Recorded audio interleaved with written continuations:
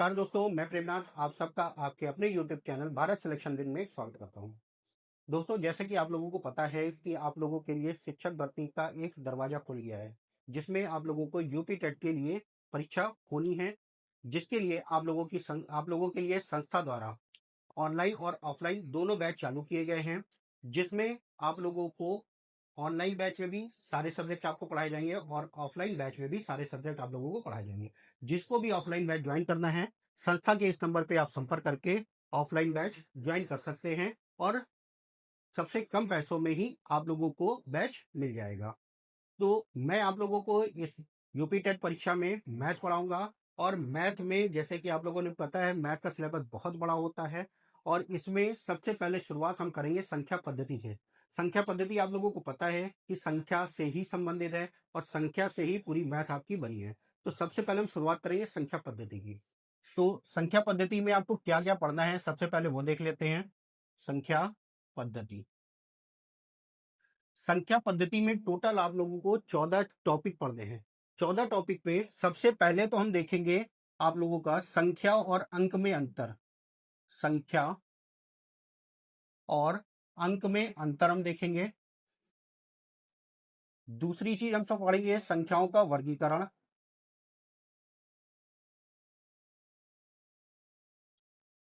संख्या का वर्गीकरण। इसके बाद हम पढ़ेंगे तीसरी चीज स्थानीय मान और जातीय मान। स्थानीय मान और जातीय मान। चौथे नंबर पे हम पढ़ेंगे इसमें स्थानीय मान जातीय मान से भी संबंधित आपके क्वेश्चन बहुत पूछे जाते हैं। चौथे नंबर पे हम पढ़ेंगे इकाई का अंक, यूनिट डिजिट।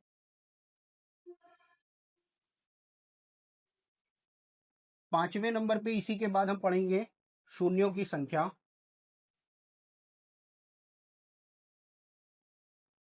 शून्यों की संख्या में कैसे क्वेश्चन बनते हैं, शून्यों की संख्या में जो क्वेश्चन आते हैं वो हो जाते हैं कि आपको कई संख्याओं का गुणनफल दे रखा होगा, उसमें गुणा करने पर दाईं ओर शून्यों की संख्या क्या होगी। और उसके बाद हम पढ़ेंगे छठे नंबर पर गुणनखंडों की संख्या। बहुत इंपॉर्टेंट है गुणनखंडों की संख्या। आपके पेपर में कई बार क्वेश्चन आ चुका है इससे संबंधित। गुणनखंडों की संख्या और उनका योग। योग नहीं पूछा गया अभी तक, लेकिन इस बार हम इसके योग के बारे में भी पढ़ेंगे। सातवें नंबर पे हम पढ़ेंगे इसके विभाजिता का नियम। विभाजिता का नियम।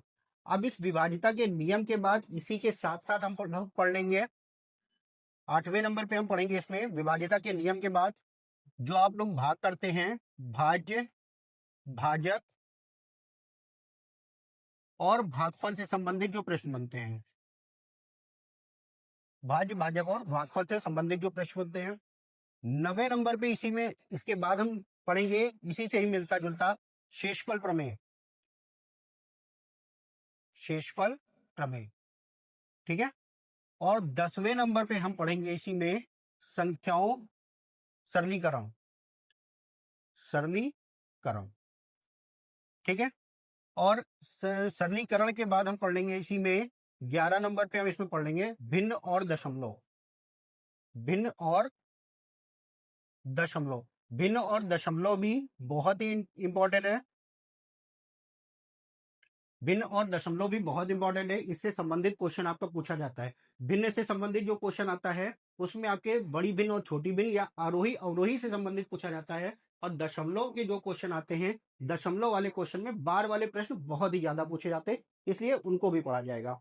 और इसी के साथ हम इसकी में पढ़ लेंगे, भिन्न के बाद पढ़ लेंगे भिन्नों में आरोही और अवरोही में आरोही अवरोही। आरोही अवरोही के बाद इसके बाद हम पढ़ेंगे 13 नंबर पे वर्ग, वर्गमूल और घन, घनमूल। ये भी बहुत इंपॉर्टेंट है आपका। इसके बाद हम पढ़ेंगे 14 नंबर पे घातांक और करणी। सारा कुछ इसी में आ जाएगा आपका, घातांक और करणी। ये 14 चैप्टर आपके नंबर सिस्टम में खत्म करने हैं आपको। इसका स्क्रीनशॉट ले लिए, क्योंकि यही वो चैप्टर है जो आपकी बेस मजबूत करेगा। और इस एक टॉपिक से या इस एक चैप्टर से आप कह सकते हो कि आपको कम से कम 2 से 3 क्वेश्चन आपको जरूर मिलेंगे। तो ये नंबर सिस्टम आपको जानना बहुत ही जरूरी है और बहुत ही इंपॉर्टेंट है, क्योंकि संख्याओं का जब वर्गीकरण हम पढ़ेंगे तो इससे संबंधित भी आपके पेपर में कई बार क्वेश्चन पूछा जा चुका है। स्थानीय मान, जातीय मान, जो कि पता सबको है, लेकिन हम जो बताएंगे उसके क्वेश्चन थोड़े से अलग टाइप के होंगे, जो कि आपके लिए बहुत इंपॉर्टेंट होंगे। इकाई का अंक कैसे निकाला जाता है वो बताया जाएगा। शून्यों की संख्या का बताया ही हमने कैसे क्वेश्चन इसमें आते हैं। गुणनखंडों की संख्या आपसे पूछी जा चुकी है, और जब हम पढ़ाएंगे तो साथ साथ आपको योग के बारे में भी पढ़ा देंगे। विभाजिता का नियम कि किस संख्या का नियम क्या होता है, 4 से विभाजिता का नियम क्या होता है, 11 का नियम क्या होता है, 15 का नियम क्या होता है, ये सारी चीजें, जिसमें भाज्य, भाजक और भागफल से संबंधित क्वेश्चन आ जाएंगे। तो शेषफल प्रमेय में कि शेष कितना बचेगा, उस टाइप के क्वेश्चन होंगे। सरलीकरण में भी आपके क्वेश्चन पूछे जाते हैं। क्वेश्चन पूछने का मतलब, इसमें जब हम क्वेश्चन को सॉल्व करेंगे तो बोर्ड मार्क्स के अकॉर्डिंग कैसे सॉल्व किया जाता है वो सारी चीजें आपको बताई जाएगी। और उसके अलावा कि संख्याओं में लगातार संख्याएं दे रखी है तो उनका योग कैसे निकाला जाता है, इस टाइप के क्वेश्चन आपके आएंगे। भिन्न में बताया ही, भिन्न आपका बहुत ही इंपॉर्टेंट है, क्योंकि भिन्न से संबंधित क्वेश्चन आते हैं। आरोही अवरोही, भिन्न में भी आरोही अवरोही पूछा जाता है, बाकी संख्याओं को देकर भी आरोही अवरोही पूछा जाता है। वर्गमूल, घनमूल भी आपका इंपॉर्टेंट है, और घातांक कणी से एक क्वेश्चन आपको मिलता है। इन दोनों से मिलाकर एक क्वेश्चन आपको मिलेगा जरूर। ठीक, तो सबसे पहले तो आज हम पढ़ते हैं संख्या और अंक में अंतर। बहुत ही कम लोग होंगे जो ये अंक और संख्या में अंतर बता सकते हैं। अगर हम आपसे कह दें सबसे छोटी संख्या क्या है, तो आप लोग बताएंगे सबसे छोटी संख्या 0। अगर हम आपसे कहते हैं सबसे छोटा अंक क्या है, तो आप क्या बताओगे, या सबसे बड़ा अंक पूछ लिया जाए तो आप क्या बताओगे। तो ध्यान रखिएगा, अंक जो होते हैं, अंक जो आपके होते हैं वो होते हैं टोटल 10 अंक। 10 अंक होते हैं, कौन कौन से, 0, 1, 2, 3, 4, 5, 6, 7, 8 और 9। ये टोटल जो होते हैं ये आपके 10 अंक होते हैं। ध्यान रखिएगा, इनको हम संख्या भी कहते हैं। ऐसा नहीं है कि ये संख्या नहीं है, ये अंक होते हैं और ये संख्या भी है। और इसके बाद जो संख्या शुरू होती है, यानी कि 10 से लेकर आगे तक, ये सारी संख्याएं जो भी हैं वो इन्हीं अंकों से मिलकर बनी होती हैं। तो संख्या और अंक में अंतर यही है कि जो अंक होते हैं वो 10 अंक होते हैं, 0 से 9 तक। और जो संख्याएं होती हैं 0 से लेकर बहुत बड़ी अनंत तक संख्याएं होती हैं। ठीक है, तो आज की क्लास में हम इन अंकों के बाद अब जो अगला टॉपिक पढ़ेंगे वो क्या है, संख्याओं का वर्गीकरण। संख्याओं का वर्गीकरण, संख्याएं कितने प्रकार की होती हैं, पहले उसका आपको हम चार्ट बना के दिखाएंगे, संख्याएं कितने प्रकार की होती हैं। उसके बाद उन संख्याओं पे आधारित क्वेश्चन कैसे पूछे जाते हैं, कितने प्रकार के पूछे गए क्वेश्चन, सारे क्वेश्चन आपको कराएंगे। तो सबसे पहले हम देखेंगे संख्या पद्धति में संख्याएं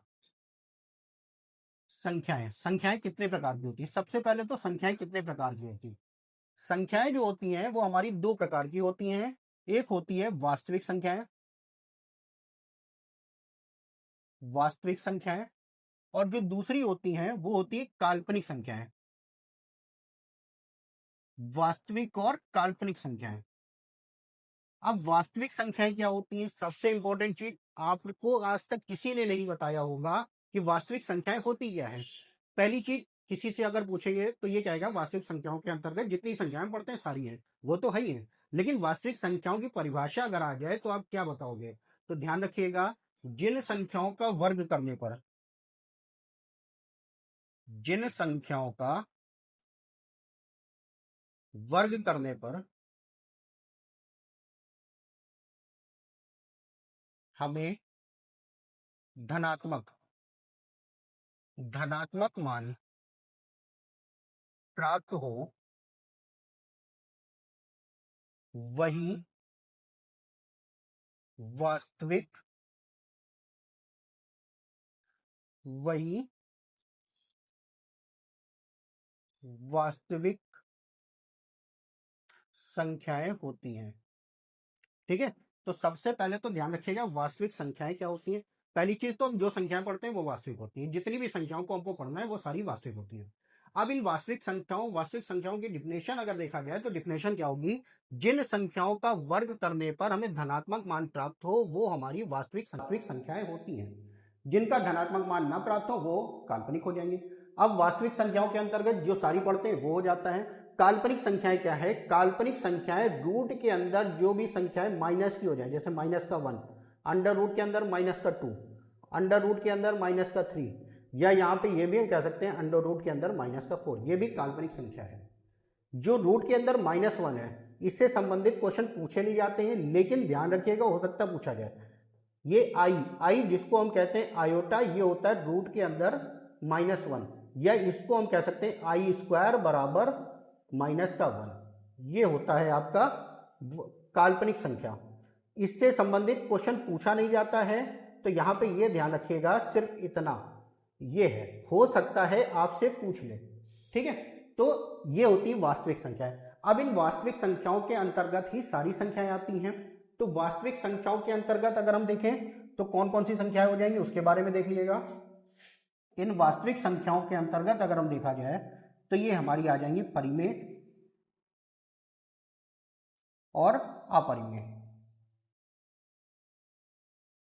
परिमेय और अपरिमेय। अब ये परिमेय संख्या क्या होती है और अपरिमेय संख्या क्या होती है ये भी जानना आपके लिए बहुत ही इंपॉर्टेंट है।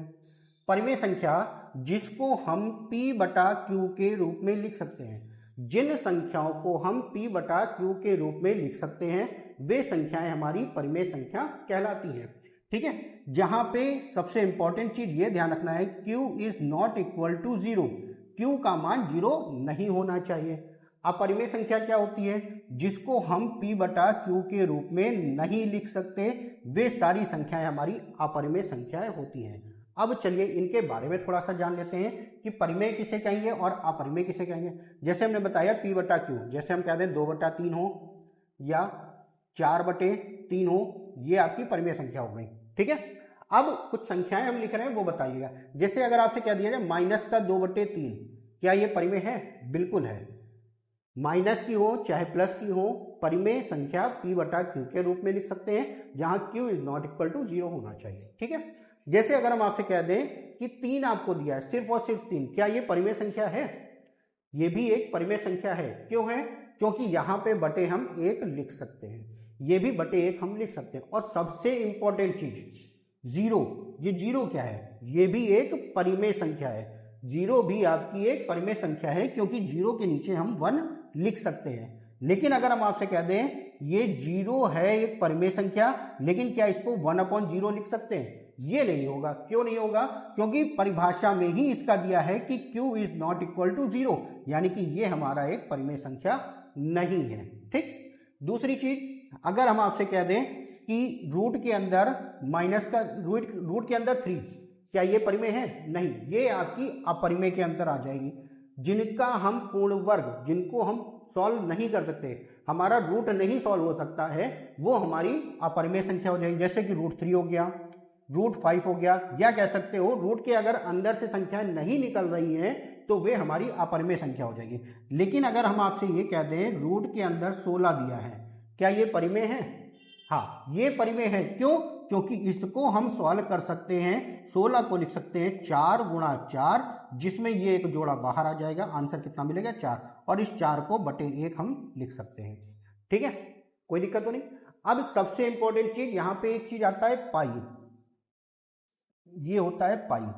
पाई क्या है? पाई एक अपरिमेय संख्या है। पाई क्या है? एक अपरिमेय संख्या। लेकिन पाई का जो मान होता है, पाई का मान क्या होता है? 22/7। ये जो पाई का मान है ये आपका परिमेय है।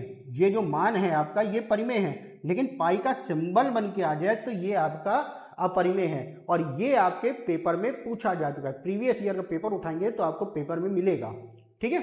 तो ध्यान रखिएगा, अगर पाई सिंबल में पूछा जाए तो ये अपरिमेय है, और पाई का मान पूछा जाए तो ये आपका परिमेय होता है, ठीक है। अब इसके बाद परिमेय और अपरिमेय हो गया। इन परिमेय संख्याओं में हम क्या क्या पढ़ेंगे वो देख लेते हैं। परिमेय संख्याओं में आपकी आ जाएगी पूर्ण प्राकृत संख्या। सबसे पहले तो हम देखेंगे प्राकृत संख्याओं के बारे में। परिमेय में आ जाएंगी प्राकृत संख्या, ठीक। इसके बाद आ जाएंगे पूर्ण संख्या। पूर्ण संख्या, पूर्ण संख्या के बाद आ जाएगा पूर्णांक। पूर्ण संख्या के बाद आ जाएगा आपका पूर्णांक। परिमेय संख्याओं में प्राकृत संख्या, पूर्ण संख्या और पूर्णांक। पूर्णांक क्या होता है, प्राकृत संख्या क्या होती है और पूर्ण संख्या क्या होती है। प्राकृत संख्याओं, जिन संख्याओं का हम यूज गिनने में करते हैं, जिसका इस्तेमाल हम गिनने में करते हैं, वे सारी संख्याएं हमारी प्राकृत संख्याएं होती हैं। जैसे अगर हम कहते हैं 1, 2, 3, 4, ये कहां तक जाएंगी, अनंत तक आपकी जाएंगी, और ये आपकी सारी की सारी प्राकृत संख्याएं होती हैं। अब पूर्ण संख्याएं क्या होती हैं। पूर्ण संख्याओं का मतलब जिसमें हम जीरो को भी शामिल कर लें। 0, 1, 2, 3, और ये भी कहां तक जाएंगी, अनंत तक। अगर प्राकृत संख्याओं में जीरो को भी शामिल कर लिया जाए तो ये संख्याएं हमारी क्या हो जाती हैं, पूर्ण संख्याएं पूर्ण संख्याएं हो जाती हैं। प्राकृत संख्याओं में अगर हम शून्य को भी शामिल कर लेते हैं तो ये हमारी सारी की सारी पूर्ण संख्याएं हो जाती हैं। अब यहां पे आ गया पूर्णांक।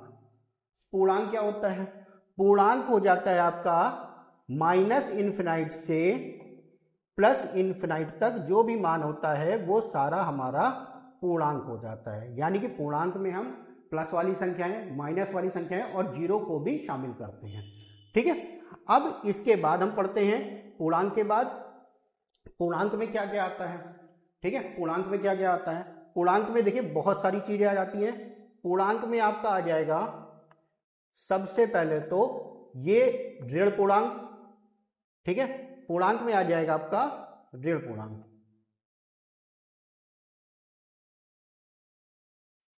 ऋण पूर्णांक, ऋण पूर्णांक के बाद शून्य, और शून्य के बाद हम ले लेंगे धन पूर्णांक।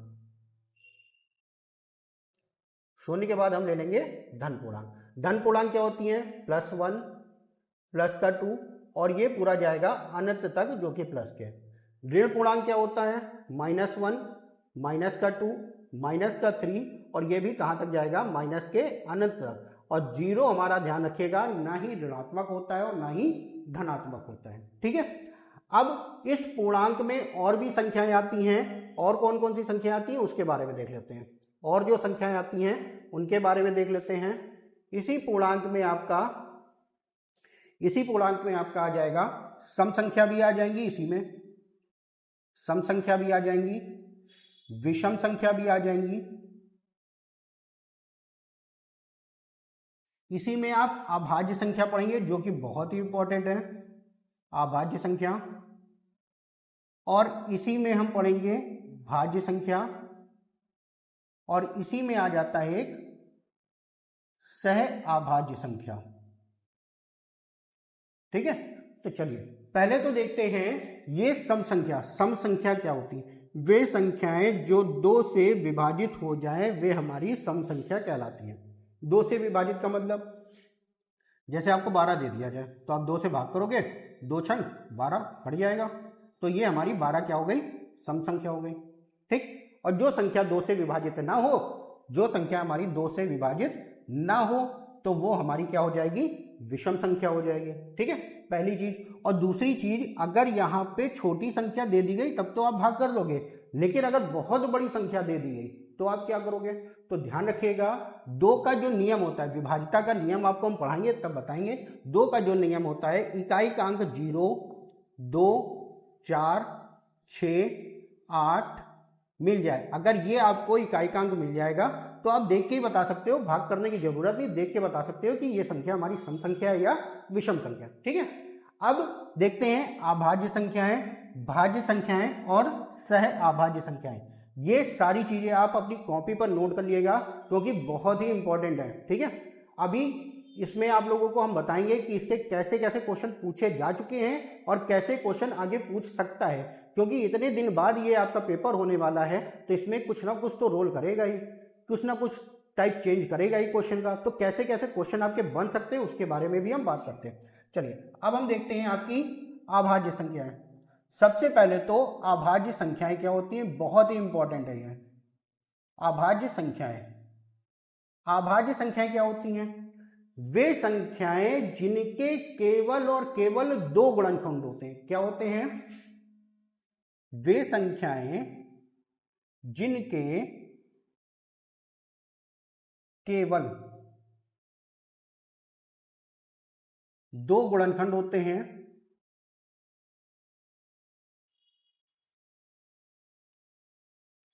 वे हमारी क्या होती हैं, अभाज्य संख्याएं। अब दो गुणनखंड कौन कौन से, दो गुणनखंड में एक यानी कि 1 से कटना चाहिए और दूसरा वह स्वयं होना चाहिए, वह संख्या स्वयं।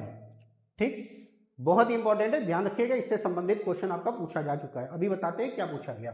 तो अभाज्य संख्या क्या होती है, जिनके केवल दो गुणनखंड जिसमें एक और वह संख्या स्वयं, और हो जाता है भाज्य में क्या, भाज्य जो होता है उसमें एक और स्वयं तो होता ही है, एक और स्वयं तो होता है, यानी कि दो गुणनखंड तो होंगे ही, दो से अधिक, दो से अधिक का मतलब 3 भी हो सकते हैं, 4 भी हो सकते हैं, 5 भी हो सकते हैं। तो जिनमें हमारे दो से अधिक गुणनखंड होते हैं वे हमारी क्या होती हैं, भाज्य संख्याएं। एक और स्वयं के अलावा भी और भी गुणनखंड हो जाते हैं, 2 हो गए, 3 हो गए, 4 हो गए, जितने भी हो जाएंगे वे सारी संख्याएं हमारी क्या कहलाएंगी, भाज्य संख्याएं कहलाएंगी। अब एग्जाम्पल देखते हैं। सबसे पहले तो अभाज्य संख्या, सबसे छोटी अभाज्य संख्या होती है 2, फिर हो गया 3, फिर हो गया 5, फिर हो गया 7, और इसी प्रकार से आगे चलती चली जाती हैं। ठीक है, ये होती हैं आपकी अभाज्य संख्याएं। ठीक, अब यहां पे सबसे पहली चीज ये आई है कि 2 से पहले 1 भी आता है, 1 क्यों नहीं लिया गया। बहुत ही कम लोग बताते हैं, और कुछ लोग तो जल्दबाजी में या गलत बता देते हैं, जिसमें 1 को भी अभाज्य संख्या बता देते हैं, जो कि नहीं है। क्यों नहीं है, उसका रीजन क्या है, हमने बताया अभाज्य संख्या के कितने गुणनखंड होने चाहिए, 2। अगर हम 1 के बारे में देखें तो 1 क्या है, 1 से कटेगा, और जब हम स्वयं की बात करेंगे तब भी तो 1 ही मिलेगा। ये दोनों चीजें क्या हैं, 1 ही तो हैं, इसलिए 1 को अभाज्य संख्या नहीं लिया जाता। जैसे हमने कहा 2 के अगर फैक्टर देखेंगे तो यहाँ पे 1 हो गया और 2 स्वयं खुद हो गया। 3 के बारे में देखेंगे तो 3 1 हो गया और स्वयं खुद भी हो गया। तो ये 2 फैक्टर होने चाहिए, और इसके अलावा अगर हो रहे हैं तो वो भाज्य में आ जाएगी। ठीक, दूसरी चीज भाज्य संख्या के बारे में हमने बताया, भाज्य संख्या में 2 से अधिक होने चाहिए। 2 से अधिक का मतलब 3 भी हो सकता है। जैसे अगर हम देखें 12 के क्या हो जाएंगे, 1 से भी कटेगा और 12 से भी कटेगा। अब इसके अलावा ये आपका 2 से भी कट जाएगा, 3 से भी कट जाएगा, 4 से भी कट जाएगा और 6 से भी कट जाएगा।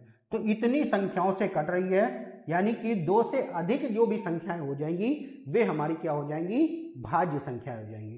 तो भाज्य संख्याओं और अभाज्य संख्याओं से संबंधित थोड़े से हम कुछ क्वेश्चन लिख रहे हैं, उनके आंसर आप लोगों को पता भी होंगे, और अगर नहीं पता है तो नोट कर लीजिएगा, और पता होंगे तो आपका रिवीजन हो जाएगा। जैसे कि सबसे पहला पॉइंट हो जाएगा सबसे छोटी अभाज्य संख्या। ये आपके पेपर में आ चुका है, यूपी टेट के पेपर में, सबसे छोटी अभाज्य संख्या। तो सबसे छोटी अभाज्य संख्या क्या होती है, यहां पे आंसर होगा आपका 2। ठीक है, ये आपके पेपर में आ चुका है, प्रीवियस ईयर पेपर उठाइएगा, आप देख लीजिएगा कि आपको ये क्वेश्चन मिलेगा पक्का 100%। दूसरा यहां पे क्या आ जाता है, सबसे छोटी सम अभाज्य संख्या, सम और अभाज्य संख्या। ये क्या होता है, ये भी आपको 2 ही मिलेगा, और ध्यान रखिएगा 2 के अलावा कोई भी संख्या अभाज्य आपको सम नहीं मिलेगी। 2 के अलावा कोई भी अभाज्य संख्या सम नहीं होती है। इसके बाद अगर हम तीसरा पॉइंट इसमें बता दें तो सबसे छोटी विषम अभाज्य संख्या क्या होगी, विषम अभाज्य संख्या, जो कि क्या होता है, 3 होता है। ठीक, चौथा पॉइंट हो जाएगा आपका सबसे छोटी विषम अभाज्य संख्या हो गई 3। अगर हम आपसे कह दें 2 अंकों की सबसे छोटी अभाज्य संख्या, तो ये भी पता ही होगा आपको क्या होता है, 11। ये आपका कई बार पूछा गया है, हो सकता है इस बार पेपर में इस लैंग्वेज में मिल जाए आपको सम अभाज्य संख्या। तो सम आ गया तो आप लोग 4 भी सोच सकते हैं, लेकिन वो 4 भाज्य होगी, अभाज्य नहीं होती। 2 अंकों की सबसे छोटी अभाज्य संख्या जो कि हो गया 11, और पांचवा पॉइंट अभाज्य संख्या में 2 अंकों की सबसे बड़ी अभाज्य संख्या क्या होगी, तो सबसे बड़ी अभाज्य संख्या आपको मिलेगा 97। ठीक है, अब इसी में एक और देख लेते हैं, 3 अंकों की सबसे छोटी अभाज्य संख्या। बताइए भाई सभी लोग, सबसे छोटी अभाज्य संख्या। ये चीजें अब नोट कर लिएगा। तो ये हो जाएगा आपका 3 अंकों की सबसे छोटी, जो कि 101। कई लोगों के दिमाग में आया होगा 111, वो भी होता है, लेकिन सबसे छोटी में 111 आ जाएगा। ठीक, अब एक चीज और आप लोग बता दिएगा कि 1 से 100 तक कितनी अभाज्य संख्याएं होती हैं। 1 से 100 तक कितनी अभाज्य संख्याएं होती हैं? 1 से 100 तक होती हैं 25 अभाज्य संख्याएं, जो कि अभाज्य संख्याओं से संबंधित इसके बारे में जानकारी आप लोगों को होना बहुत इंपॉर्टेंट है, और आपको बताया ये आपके पेपर में आ चुका है। ठीक, चलिए अब इसके बाद देखते हैं भाज्य संख्याओं के बारे में। ये अभाज्य संख्याएं हैं, इसको नोट जरूर कर लिएगा, बहुत इंपॉर्टेंट है ये आपके लिए। इसके बाद आ जाते हैं भाज्य संख्याओं के बारे में। कुछ पॉइंट है भाज्य संख्याओं, जैसे आपने अभाज्य संख्याओं के बारे में देखा, वैसे ही भाज्य संख्याओं का पॉइंट है। भाज्य संख्याओं से संबंधित है, जैसे अगर हम कह दें सबसे छोटी भाज्य संख्या, तो सबसे छोटी जो भाज्य संख्या है वो क्या होती है? 4। और सबसे छोटी समभाज्य संख्या वो क्या होती है? ये भी हो गई 4। सबसे छोटी विषम अभाज्य संख्या ये भी क्या होती है? ये क्या होती है भाई? विषम है, तो क्या होगा? 9। ध्यान रखिएगा, 9। ठीक है। और इसके बाद अगर हम आपसे कह दें सबसे छोटी 2 अंकों की संख्या, 2 अंकों की भाज्य संख्या, बताइए भाई सभी लोग, बताइए क्या आएगा? भाज्य संख्या दिमाग में अपने निकालिए, क्या आएगा? 2 अंकों की सबसे छोटी भाज्य संख्या। आया 10? भाई कुछ लोगों के दिमाग में 12 आ गया होगा, लेकिन सबसे छोटी 10 हो जाएगा। यहां पे सबसे छोटी 2 अंकों की विषम भाज्य संख्या, ये बहुत इंपॉर्टेंट है, विषम और भाज्य संख्या। बताइए भाई, विषम और भाज्य संख्या, विषम भी हो और भाज्य भी। अभी आपने लिखा है 9, सॉरी ये तो 1 अंक की है आपकी, ये आपकी 1 अंक की है। सबसे छोटी 2 अंकों की विषम भाज्य संख्या, जो कि क्या हो जाएगा? 15। 15 जो है वो सबसे छोटी 2 अंकों की विषम भाज्य संख्या है। ठीक है। अब अगर आप बताएंगे सबसे बड़ी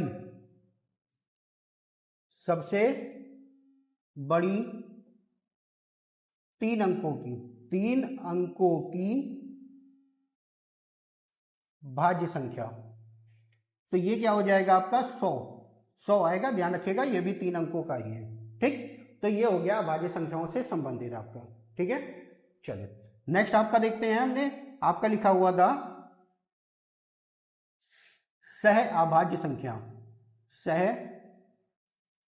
अभाज्य संख्या, सह अभाज्य संख्या क्या होती है? देखिए, सह का मतलब 7, 7 यानी कि जोड़ा, जोड़ा यानी कि 2 संख्या। ऐसी 2 संख्याएं जिनका मासा 1 हो। क्या हो? ऐसी 2 संख्याएं जिनका मासा 1 हो, वे सह अभाज्य संख्या कहलाती है। ठीक है।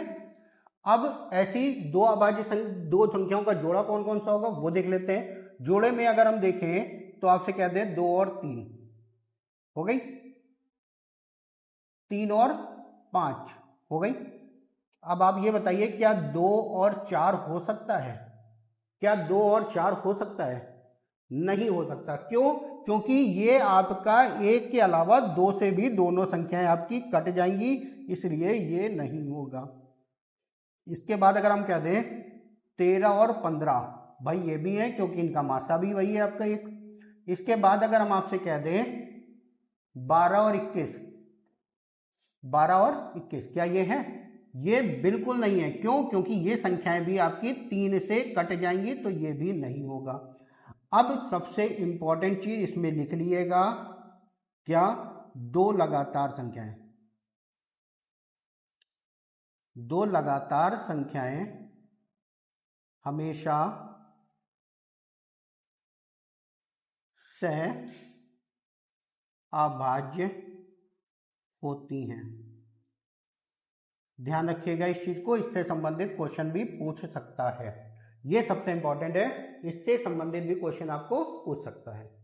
ठीक है, तो आज की क्लास में संख्याओं का वर्गीकरण हो गया। कल की क्लास में इनसे संबंधित क्वेश्चन कौन कौन से आए हुए हैं वो कराएंगे, और कौन कौन से पूछे जा सकते हैं वो कराएंगे। और उसके साथ साथ कल की क्लास में आप लोगों को स्थानीय मान और जातीय मान पढ़ाएंगे। स्थानीय मान और जातीय मान, ये आपकी कल की क्लास का होगा।